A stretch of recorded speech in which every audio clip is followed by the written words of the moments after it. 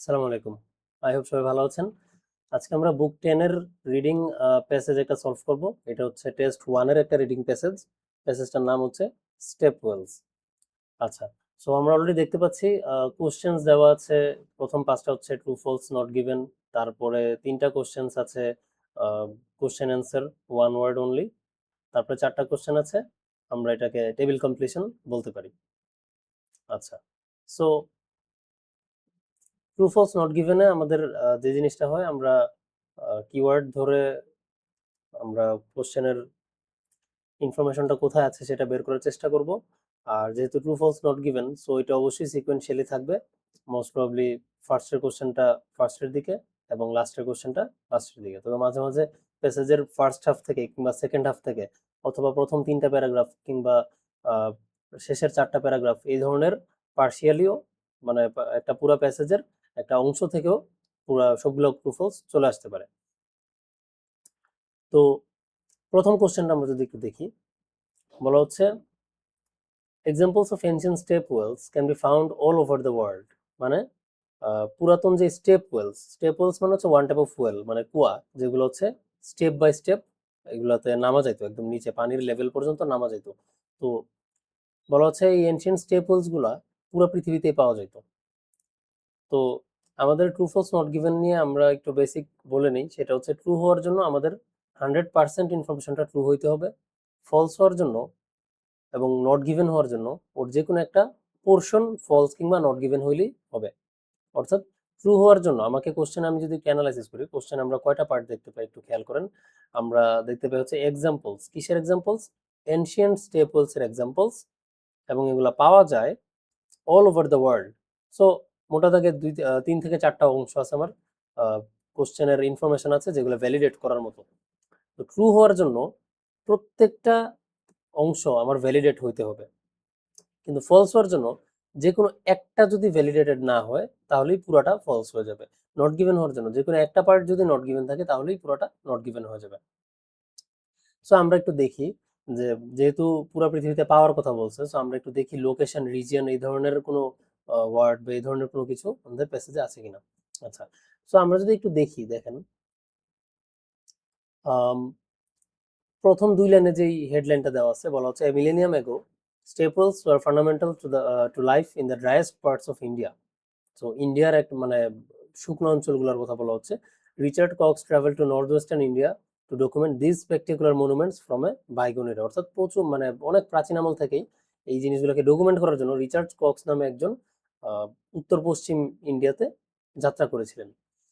তারপর আমরা যদি একটু একটা গ্ল্যান্স চোখ বুলাই, দেখতে পাবো আমরা during the 6th and 7th centuries the inhabitants on the of the modern day states of Gujarat and Rajasthan in northwestern India developed a method of gaining access to clean, fresh and groundwater during the dry season for drinking, bathing, watering animals and irrigation.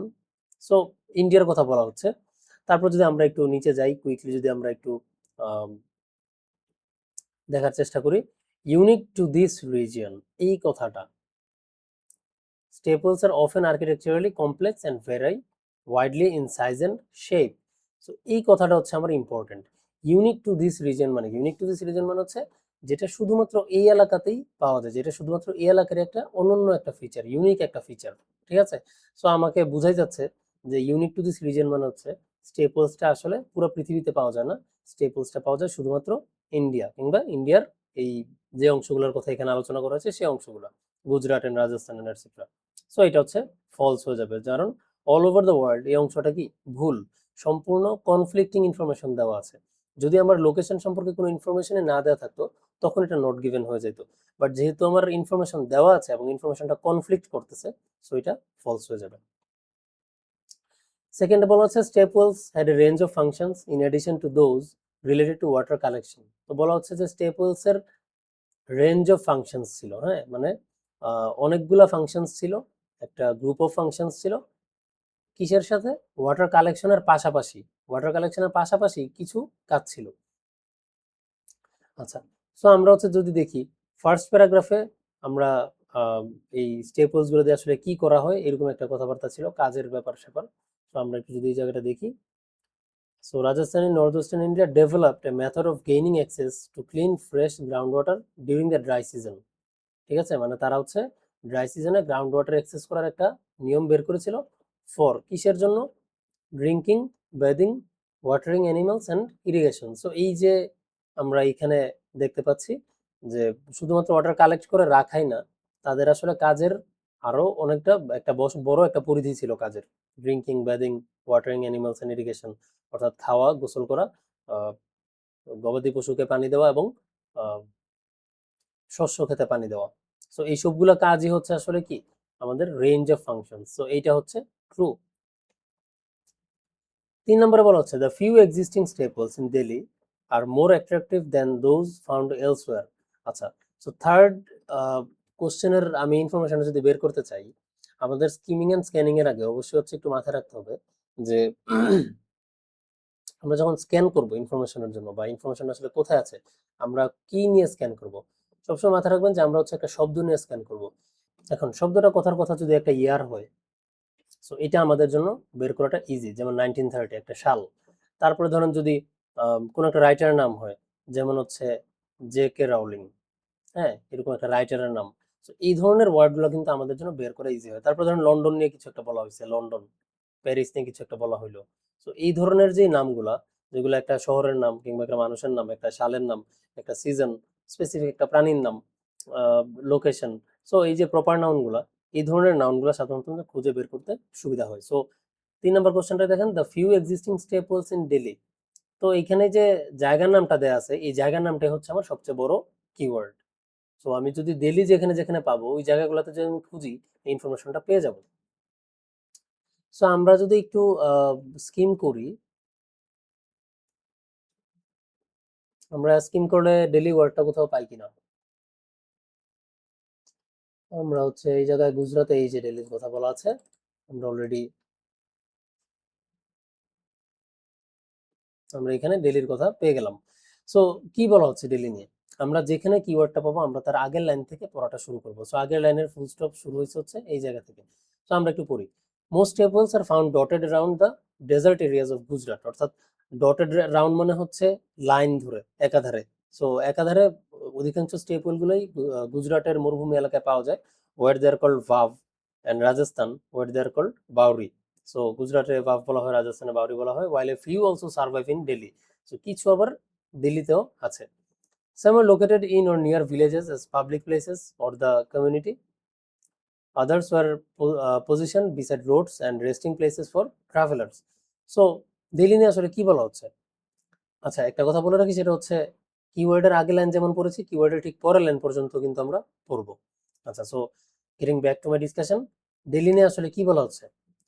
Delhi নিয়ে বলা হচ্ছে যে while a few also survive in Delhi, মানে বলা হচ্ছে যে গুজরাটে কিছু আছে যেগুলোকে ভাভ বলা হয়, রাজস্থানে কিছু আছে যেগুলোকে বাউরি বলা হয়, এবং পাশাপাশি দিল্লিতেও কিছু এখনো টিকে আছে। এখন দিল্লি নিয়ে কি মানে স্পেসিফিক কোনো ইনফরমেশন দেওয়া হয়েছে কিনা, এক্সট্রা কোনো ইনফরমেশন আর কোনো কিছু দেওয়া হয়নি, জাস্ট বলা আছে যে দিল্লিতেও কিছু স্টেপওয়েলস এখনো টিকে আছে। তো আমরা যদি পরের পার্টে যাই, আমরা আর কোথাও কিন্তু আসলে দিল্লি নিয়ে পাই না। আর একটা জিনিস মাথায় রাখবেন, সেটা হচ্ছে আহ, এই যে true false, fill in the blanks, summary completion, এই ধরনের কোশ্চেনগুলোর যেই লোকেশন, হ্যাঁ, ইনফরমেশন কোথায় আছে, 1 2 3। সো আমরা 1 পেয়ে গেছি এই জায়গায়, 2 পেয়ে গেছি হচ্ছে এই জায়গায়, তো 3 এই রিজিয়নেই থাকবে, এগুলোর পরপরই থাকবে। হ্যাঁ, সিকোয়েন্সটা সাধারণত তারা এই ফলো করার চেষ্টা করে। তবে মাঝে মাঝে ধরুন 1 আর 2 এর পজিশন এক্সচেঞ্জ হয়ে যেতে পারে, 3 4 এর পজিশন এক্সচেঞ্জ হয়ে যেতে পারে। সো এইরকম ছোটখাটো অ্যানোমালি মাঝে মাঝে সিকোয়েন্সিয়াল ব্রেক দেখা যায়। তবে অধিকাংশ সময় আপনি অন এভারেজ 1 2 3 4 5 এই সিকোয়েন্সেই পাবেন। সো দিল্লি এখানে আসলে আমরা পেয়ে গেছি। সো এই জিনিসগুলো আস্তে আস্তে প্র্যাকটিস করতে করতে আপনাদেরও চলে আসবে। সো মোটামুটি শিওর থাকেন যে দিল্লি আসলে এরপর আর কোথাও খুব একটা পাবেন না। সো আমরা দিল্লি নিয়ে আসলে যেই কোশ্চেনটা বলা হয়েছে, the few existing stepwells in Delhi are are more attractive than those found elsewhere. অর্থাৎ অন্য অন্য জায়গার চেয়ে দিল্লিতে যেই স্টেপলস গুলো ছিল সেগুলো দেখতে আরো সুন্দর ছিল, এটা কি ট্রু কিনা? আমাদেরকে কিন্তু সৌন্দর্য নিয়ে দেখতে কেমন ছিল এই ধরনের কোনো ইনফরমেশনই দেওয়া হয় নাই। যদি বলা হয়তো যে না, দিল্লির গুলা দেখতে একটু আগলি ছিল, they are not more attractive, rather they are less attractive, যদি বলা হয়তো তখন আমরা ফলস দিতাম। আর যদি মোর অ্যাট্রাকটিভ থাকতো, ইয়াস, অ্যাস্থেটিক্যালি প্লেজেন্ট বা বিউটিফুল কিছু একটা থাকতো, তখন হচ্ছে আমরা ট্রু দিতাম। কিন্তু এই ধরনের কোনো ইনফরমেশনে দেয়া নাই যে externally how do they look. So আমরা 3 এর অ্যান্সার দেব হচ্ছে নট গিভেন। নাম্বার 4, নাম্বার 4 বলা হচ্ছে it took workers many years to build the stone steps characteristics of step walls. So বলা হচ্ছে ওয়ার্কার্সদের অনেক সময় লেগেছিল to build the stone steps. তাহলে বিল্ড করার জন্য এই স্টেপ ওয়ালসের যেই ধাপগুলা সিঁড়িগুলা বিল্ড করার জন্য ওয়ার্কার্সের অনেক সময় লেগেছিল। সো আমরা যদি একটু দেখি আমাদের এখান পর্যন্ত তো আসলে আমরা স্টেপ ওয়াল বানানো টানানোর উপর ইনফরমেশন পাই নাই। আমরা এই জায়গায় দেখতে পাই যে as the name suggest step walls নিয়ে কিছু বলা হচ্ছে, series of stone steps. So stone steps নিয়ে যেহেতু বলা হচ্ছে, সো মোস্ট প্রবাবলি আমাদের ওইটা বানানো নিয়ে ইনফরমেশন থাকলে এই জায়গাতেই থাকবে। Descending from ground level to the water level, normally an underground aquifer as it recedes following the rains. When the water level was high, the user needed only to descend a few steps to reach it. When it was low, several levels would have to be negotiated. অর্থাৎ বলা হচ্ছে যে পানি যখন বেশি থাকে তখন হচ্ছে আমাদের কয়েকটা স্টেপ নামলেই হইতো, পানি যখন হচ্ছে কম থাকে তখন হচ্ছে একজন পানি সংগ্রহকারীকে অনেকগুলো স্টেপ নিচে নামতে হতো যেহেতু পানির পরিমাণটা কম। আচ্ছা, তারপরে বেড়াতে দেখেন some wells are vast open craters with hundreds of steps চলে গেছে, মানে ওদের ডেসক্রিপশনে চলে গেছে। ঠিক আছে, স্টোন স্টেপস এর বর্ণনাতে কিন্তু আর নাই স্টোন স্টেপস এর যে স্পেসিফিক স্টোন স্টেপসটা কিভাবে বানাইছে, কে বানাইছে, কিংবা হচ্ছে এগুলোর কাজটা কি ছিল, এই আলোচনা কিন্তু অলরেডি আমাদের উপরের এই 4 লাইনে শেষ হয়ে গেছে। আপনি শিওর হওয়ার জন্য আরো 2-1 লাইন একটু স্ক্যান করতে পারেন। Perhaps the most impressive features are the intricate decorative sculpture that embellish many stepwells. ওই যে স্টেপলস এর আশেপাশে যে স্কাল্পচারের কথা বলা হচ্ছে, মূর্তি টুর্তির কথা বলা হচ্ছে। সো স্টোন দিয়ে মেড যে স্টেপ ওয়েল গুলা, যে স্টেপস গুলা, স্টেপস গুলার কথা থেকে কিন্তু অনেক দূরে চলে গেছে অলরেডি। সো আমরা ধরেই নিতে পারি যে এই জায়গাতেই স্টোন স্টেপস নিয়ে যা বলার বলা হয়েছে।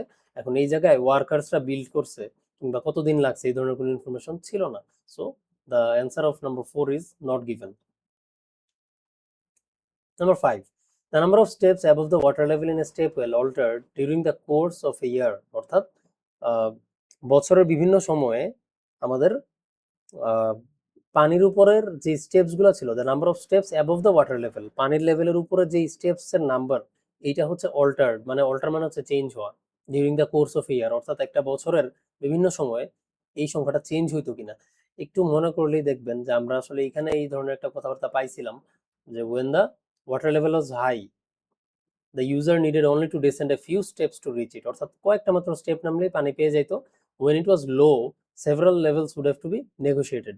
so ওয়াটার লেভেল হাই এবং ওয়াটার লেভেল লো তো আসলে দিনে দিনে হয় না। হ্যাঁ, এটা আসলে কি হয়, এটা বছরের এক এক সময় এক এক রকম থাকে। সো বর্ষাকালে হচ্ছে ওয়াটার লেভেল উপরে থাকবে, আমার কম সিঁড়ি নামতে হবে। আবার গ্রীষ্মকালে হয়তো বা ওয়াটার লেভেল নিচে থাকবে, আমাকে বেশি সিঁড়ি নামতে হবে।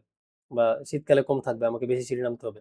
সো এই যে ব্যাপারটা, এইটাই কিন্তু আসলে ইনফরমেশনের ভ্যালিডেশনটা, যে আমাকে কোর্স অফ ইয়ার বলে নাই, কিন্তু আমাকে বুঝতে হবে যে পানির যে অল্টারের ব্যাপারটা, পানির হাইটের যে অল্টারেশন, এই ব্যাপারটা কিন্তু এখানে বলা হয়েছে, এবং এটা কিন্তু আসলে কোর্স অফ ইয়ার এখানে সরাসরি না বললেও এটা কিন্তু আসলে বছর জুড়েই হয়ে থাকে। সো এটা হচ্ছে ট্রু।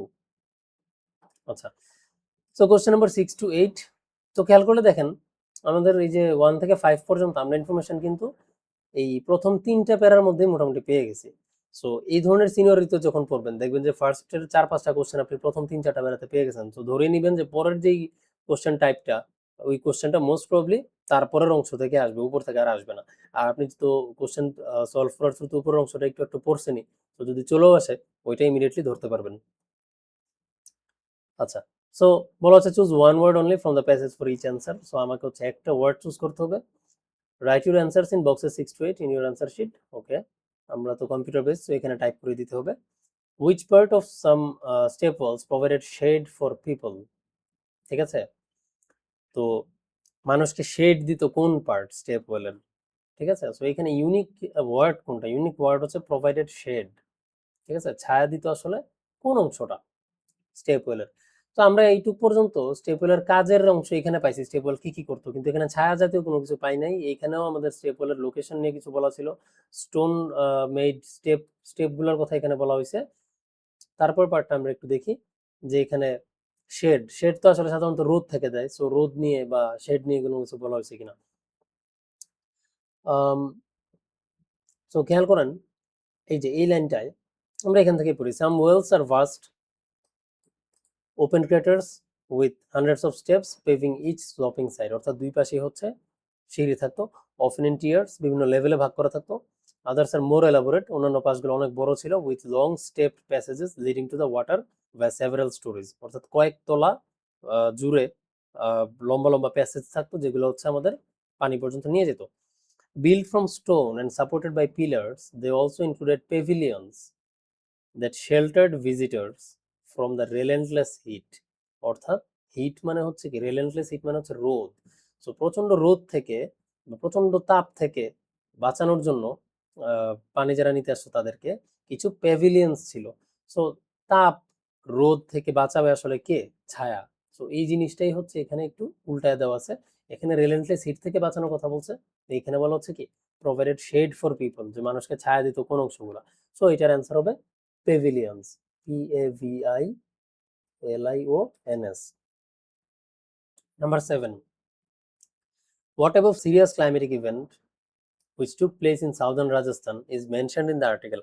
So দুইটা পার্ট, একটা হচ্ছে সিরিয়াস ক্লাইমেটিক ইভেন্ট হয়েছিল এবং এটা কোথায় হয়েছিল?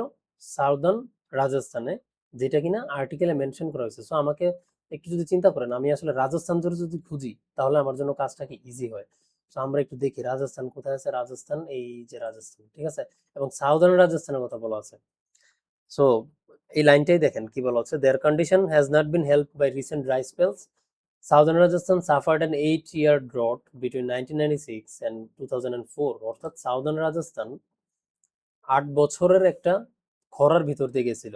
সো এটা একটা ক্লাইমেটিক ইভেন্ট, ড্রট, খরা। আর সিরিয়াস কেন এটা? কারণ এটা 8 বছর যাবত সাস্টেইন ছিল, 1996 থেকে 2004 পর্যন্ত। সো কোন সিরিয়াস ক্লাইমেটিক ইভেন্ট? এটা হচ্ছে আমরা লিখবো ড্রট, DROUGST।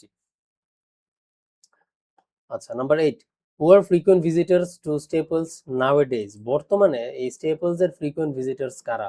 এখন বর্তমানের কথা আসলে কোথায় বলা হয়েছে আমরা যদি একটু দেখি, আমরা স্ক্যান করলে দেখবেন যে এখানে 13th সেঞ্চুরির কথা বলা হচ্ছে, আমরা হচ্ছে 2001 এর কথা বলা হচ্ছে জানুয়ারি।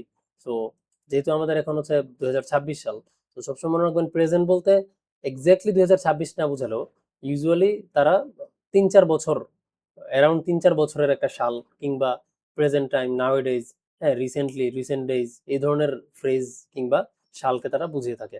সো আমরা একটু দেখি এই ধরনের কোনো কিছু আছে কিনা। Another example is the Suryakund in Modhera, এটার কথা বলা হচ্ছে। এগুলো পুরান প্রাচীন আমলের বিভিন্ন রকমের স্টেপলস এর বর্ণনা দেওয়া হচ্ছে। Rajasthan also has a wealth of wells, রাজস্থানে প্রচুর ওয়েলস আছে, এগুলোও বলা হচ্ছে। 1699 এর কথা বলা হচ্ছে, সো এগুলোও না। 850 AD, স্টিল আমাদের পুরাতন আমলের কথা বলা হচ্ছে, অ্যারাউন্ড 1700। সো এখন আমরা পুরাতন আমলে আছি। টুডে, এই ওয়ার্ডটা হচ্ছে ইম্পর্টেন্ট। সো যখন আমাদেরকে নাওয়েডেজ বলবে, আপনারা সবসময় হচ্ছে এই ধরনের অ্যাডভার্ব অফ টাইমের জন্য একটু খেয়াল রাখবেন, ঠিক আছে? এইগুলো হচ্ছে কিন্তু মডিফায়ার, এই অ্যাডভার্ব অ্যাডজেক্টিভ এগুলা, এগুলা কিছু হচ্ছে টাইমের মডিফায়ার হতে পারে, অ্যামাউন্টের মডিফায়ার হতে পারে, তারপরে ধরেন নেগেটিভ মডিফায়ার হতে পারে, যেমন হচ্ছে হার্ডলি, বেয়ারলি, হ্যাঁ, ইগনোর, তারপর হচ্ছে ডিডেন্ট, ডিরেক্ট নেগেটিভ ওয়ার্ড যেটাকে বলি আর কি আমরা, নেগেটিভ ভার্ব। সো এইগুলা থাকতে পারে। সো নাওয়াডেজ যেহেতু বলা আছে, আপনার মাথায় তখন হচ্ছে রাখতে হবে যে নাওয়াডেজ মানে বর্তমান সময়, present time, present days, recent Times, in the 21st century. তারপর হচ্ছে এই ধরনের যে শব্দগুলা, টুডে। সো এই যে আমরা টুডে তো পাইলাম, আমরা এই জায়গা থেকে একটু দেখি যে এখানে কি বলা হয়েছে। Today following years of neglect, মানে বছরের পর বছর অবহেলার পর আজকে এখন, many of this monuments to medieval engineering have been saved by the archaeological survey of India. So বলা হচ্ছে যেগুলোকে সেভ করা হয়েছে, which has recognise the importance of preserving them. আচ্ছা, কারা আসে আসলে? এই যে tourist flock to wells in far flung corners of north western India. So বিভিন্ন ইন্ডিয়ার দূর দূরান্তের কর্নারে কর্নারে থাকা স্টেপলস গুলোতে কারা যায়? টুরিস্টরা যায়, ঠিক আছে? সো এইটার অ্যান্সার হচ্ছে টুরিস্ট। তো মাথায় রাখবেন যে প্যাসেজে যেভাবে সিঙ্গুলার প্লুরাল যেভাবে দেওয়া থাকবে সেভাবে আমাকে অ্যান্সারটা লিখবেন। সো প্যাসেজে যেহেতু টুরিস্ট দেওয়া আছে, সো আমরা টুরিস্ট দিব, কারণ এখানে কিন্তু আর দেওয়া আছে, হু আর, তার মানে হচ্ছে আপনার সাবজেক্ট এখানে প্লুরাল হতে হবে। তো আপনি যদি মনে করেন যে এখানে টুরিস্ট আছে, আমি শুধু টুরিস্ট দেই, একই তো জিনিস, সিঙ্গুলার আর প্লুরাল, এটা কিন্তু ভুল হবে। সো খুব কেয়ারফুল থাকবেন এই নাম্বারের ব্যাপারগুলো নিয়ে। আচ্ছা, এবার আসি আমরা, এইটা হচ্ছে আমাদের একটা টেবিল কমপ্লিশন, এবং টেবিল কমপ্লিশনে দেখেন আমাদের যেটা করতে হয়, আমরা প্রথমেই টাইটেল রোটা একবার দেখে নিব। তো আমাদের এখানে দেওয়া আছে স্টেপ ওয়েল, মানে স্টেপ ওয়েলগুলোর নাম, ডেট দেওয়া আছে, কবে এগুলোকে স্থাপন করা হয়েছিল, ফিচার্স, এগুলো বৈশিষ্ট্য কি, আদার নোটস, এক্সট্রা কোনো ইনফরমেশন আছে কিনা। সো রানী কি ভাভ, সূর্যাকুণ্ড, বিভিন্ন মানে অনেকগুলো স্টেপ ওয়েলের নাম দেওয়া আছে। সো আমরা মানে একটু খেয়াল করলে বুঝবেন এগুলো আসলে খুব সিরিয়ালি সাজানো আছে। রানী কি ভাভ নিয়ে এই প্যারাগ্রাফে বলা হয়েছে, সূর্যাকুণ্ড নিয়ে এই প্যারাগ্রাফে বলা হয়েছে, তারপর হচ্ছে আহ রানজি রানী জি কি বাউরি, সো রানী জি কি বাউরি নিয়ে মোস্ট প্রবলি এই যে রানী জি কি বাউরি এই প্যারাগ্রাফে বলা হয়েছে। তারপর হচ্ছে আসেন চাঁদ বাউরি, চাঁদ বাউরি নিয়ে খুব সম্ভবত এই প্যারাগ্রাফে বলা হয়েছে। লাস্ট হচ্ছে নিমরানা কি বাউরি, নিমরানা কি বাউরি হচ্ছে নেক্সট প্যারাগ্রাফে বলা হয়েছে। সো এই সাধারণত এই অর্গানাইজেশন গুলো হচ্ছে খুব কমন অ্যাডভার্সারি প্র্যাকটিস গুলো। এখানে স্টেপ হোল নিয়ে বলা হয়েছে, কোনো একটা প্যাসেজে হয়তো বা বিভিন্ন অনেকগুলো রাইটার নিয়ে বলা হতে পারে, রিসার্চার নিয়ে বলা হতে পারে। সো এই প্যাটার্ন গুলো হচ্ছে একটু মনে রাখবেন, এগুলো খুব কমন প্যাটার্ন, যে প্রত্যেকটা প্যাসেজে একটা আইটেম নিয়ে ডিসক্রাইব করা থাকে এবং পরবর্তীতে ওই আইটেম গুলো থেকে কোশ্চেন আসে। সো এগুলা লোকেট করা আসলে খুবই ইজি। রানী কিভাবের ফিল ইন দ্য ব্ল্যাঙ্কস আছে হচ্ছে এই জায়গায়। সো আদার নোটসে বলা হচ্ছে রিস্টোর্ড ইন দ্য 1960s, মানে ওকে 1960-তে হচ্ছে ওকে রিস্টোর করা হয়, ওকে ঠিক করা হয়। তারপরে বলা হচ্ছে excellent condition despite the dash of 2001। So ও এক্সিলেন্ট কন্ডিশনে আছে, ডেসপাইট মানে সত্ত্বেও 2001-এর কিছু একটা হয়েছিল যেটা সত্ত্বেও সে এখন ভালো অবস্থায় আছে। তো আমরা 1960, 2001 এগুলো কোথায় আছে আমরা একটু দেখি। আমরা এই যে 1960 অলরেডি পেয়ে গেলাম এই জায়গায়। তারপর হচ্ছে 2001 এখানে আছে। সো 2001-এ কি হয়েছিল, in January 2001 this ancient structure survived an earthquake that measured 7.6 on the Richter scale. So বোঝাই যাচ্ছে যে ডেসপাইট দ্য আর্থকুয়েক অফ 2001 এটা এক্সিলেন্ট কন্ডিশনে দাঁড়িয়েছিল, ঠিক আছে। So despite the earthquake. আচ্ছা, তারপর হচ্ছে সূর্যাকুণ্ড, এটা নিয়ে বলা হচ্ছে ফিচার্সে বলতে হবে আমাদের steps on the dash produce A geometrical pattern. So এটার কোথাও স্টেপস আছে এবং স্টেপস গুলো জিওমেট্রিক প্যাটার্ন প্রস্তুত মানে তৈরি করে, জিওমেট্রিক প্যাটার্ন। সো আমরা যদি একটু দেখি জিওমেট্রিক প্যাটার্নের কথা কোথায় আছে, এই যে জিওমেট্রিক্যাল ফরমেশনের কথা বলা হচ্ছে। আমরা এবার তাহলে একটু দেখি যে কোন জায়গার স্টেপস জিওমেট্রিক্যাল প্যাটার্নটা ফর্ম করে, কারণ স্টেপস অন দ্য ড্যাশ এটা মানে হচ্ছে কোন একটা জায়গার স্টেপস, যে জায়গার উপরে স্টেপস গুলো বানানো ছিল আর কি, বা লোকেটেড। সো এখানে হচ্ছে আমরা এই সেন্টেন্সটা শুরু হয়েছে হচ্ছে এখান থেকে, এটা অ্যাকচুয়ালি রিজেম্বলস এ ট্যাঙ্ক, মানে এটা দেখতে একটা ট্যাঙ্কের মতো, এটা একটা পানির যেই চৌবাচ্চার মতো, রেদার দেন এ ওয়েল, একটা কুয়ার চেয়ে বেশি এটা একটা চৌবাচ্চার মতো, but displace the hallmarks of step well architecture, কিন্তু এটা হচ্ছে স্টেপ ওয়েলের যে স্থাপত্যশৈলী এটার একদম আইকন হিসাবে কাজ করে, including 4 sides of steps that descend to the bottom in a stunning geometrical formation, ঠিক আছে। তো স্টেপস গুলো আসলে কোথায় আছে বা কিসে আছে ভালো মতো একটু খেয়াল করেন। স্টেপস এর কথাটা কিন্তু এইটুক পর্যন্ত আসেই নেই, আর্কিটেকচার পর্যন্ত স্টেপস এর কথাটা আসেই হচ্ছে এই জায়গায়, জাস্ট এতটুকুর মধ্যেই। সো আমরা এই জায়গাটা আবার পড়ি, including 4 sides of steps that descend to the bottom। এখন স্টেপস নিয়ে দুইটা ইনফরমেশন দেওয়া হয়েছে, সেটা হচ্ছে 4 sides এবং ডিসেন্ড টু দ্য বটম। এখন আমরা যদি বটম দিই, বটমের আগে সাধারণত অন দা হয় না, ঠিক আছে। স্টেপস অন দা বটম হয় না, বটমের সাথে আগে হয় অ্যালং অথবা down, down the bottom line, along the bottom hallway হতে পারে বা যে কোনো কিছু। সো অথবা to the bottom, at the bottom এরকম হতে পারে। এখন অন মানে হচ্ছে স্টেপস গুলো আসেই ওই জায়গাটায়, ঠিক আছে। এখন খেয়াল করলে দেখবেন যে 4 sides অফ স্টেপস মানে 4টা সাইডে স্টেপ গুলো আছে, ঠিক আছে, 4টা সাইডের step. So steps on the 4 sides, এখানে হবে কি স্টেপস অন দ্য 4 sides। আমাদেরকে যেহেতু one word and a number বলছে, তো আমাদেরকে অবশ্যই 4 বানান করে না লিখে ডিজিটে লিখে এবং সাইডসটা হচ্ছে আমরা বানান করে লিখবো। আচ্ছা, looks more like a dash than a well, তো এটা তো আমরা একটু আগে পাইছি যে এটা হচ্ছে ওয়েলের চেয়ে বেশি ট্যাঙ্কের মতো দেখতে, সো এটার অ্যান্সার হবে ট্যাঙ্ক। নেক্সট হচ্ছে রানী জি কি বাউরি 1699, কিন্তু এটাতে কোনো ফিল ইন দ্য ব্ল্যাঙ্কস নাই। চাঁদ বাউরি, এটাতে হচ্ছে has something which provide a view of the steps, ওর কিছু একটা আছে যেটা হচ্ছে স্টেপসটার ভিউ দেখায়, আপনাকে স্টেপসটার ভিউ অফার করে, অনেক সুন্দর ভিউ। আমরা হচ্ছে এটা হচ্ছে সূর্যাকুণ্ড লেখা হয়েছে, এই হচ্ছে চাঁদ বাউরি নিয়ে এই প্যাসেজে। সো চাঁদবাউরির ভিউ নিয়ে কোথায় লেখা আছে কিনা, এইখানে striking pattern when seen from afar বলা হচ্ছে যে দূর থেকে দেখলে আহ, একটা স্ট্রাইকিং প্যাটার্ন দেখা যায়, কিন্তু আমাদেরকে বলা হচ্ছে ও কিছু একটা আছে ওর মধ্যেই যেটা আমাদেরকে স্টেপস গুলার ভিউ দেয়। On the fourth side verandas which are supported by ornate pillars overlook the steps। এইটা হচ্ছে আমাদের ইনফরমেশন যেটা আমাদের লাগবে, সেটা হচ্ছে আপনার ওভারলুক। ওভারলুক ওয়ার্ডটার মানে হচ্ছে, ইউজুয়ালি একটা মিনিং হচ্ছে ওভারলুক মানে হচ্ছে ইগনোর করা।